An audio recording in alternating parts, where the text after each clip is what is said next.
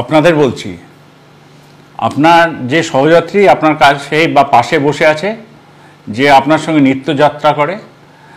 অথচ আপনি জানেন সে হয়তো টিকিটও কাটে না, এইখানেই আমরা পূর্ব রেলের তরফ থেকে একটা স্পেশাল ড্রাইভ নিচ্ছি। এই যে সহযাত্রীরা টিকিট কাটছেন না, আপনার সহযাত্রীরা, তাদেরকে একটু বলে রেখে দিন যে কোনো দিন যে কোনো মুহূর্তে, যেমন ধরুন তালদি থেকে আমরা হয়তো চাপবো টিকিট চেকিং স্কোয়াড সন্ধ্যে 6টায় বা 7টার সময়, তখন ধরা পড়লে কিন্তু সমাজে মান ইজ্জত একদম ধুয়ে যাবে, খারাপ লাগবে সবারই। বা এটাও হতে পারে আমরা যারা হাওড়া ডিভিশনের যাত্রী তাদের কথাও বলছি, তাদের জন্য আমরা হয়তো আরামবাগে চাপলাম, মানে এমন একটা লোকেশনে চাপবো যেখানে হয়তো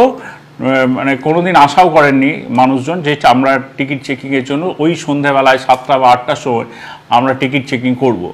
এটা উদ্দেশ্য কিছু নয় যে টিকিট চেকিং করে আমরা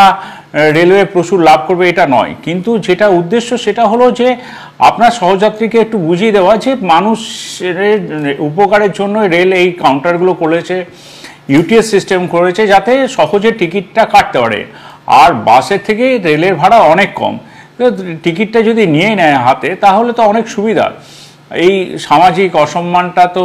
হয় না। যেমন আমরা এটাও ভেবেছি যে ঝাপটার ঢাল বা ওইদিকে কাটোয়া,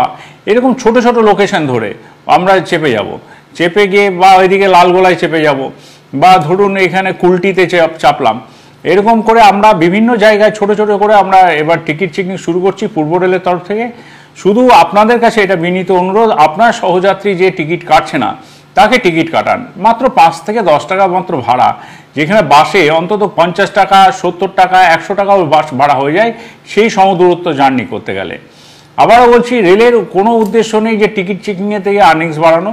রেলের একটাই উদ্দেশ্য যে সব মানুষই টিকিট কেটে চলুন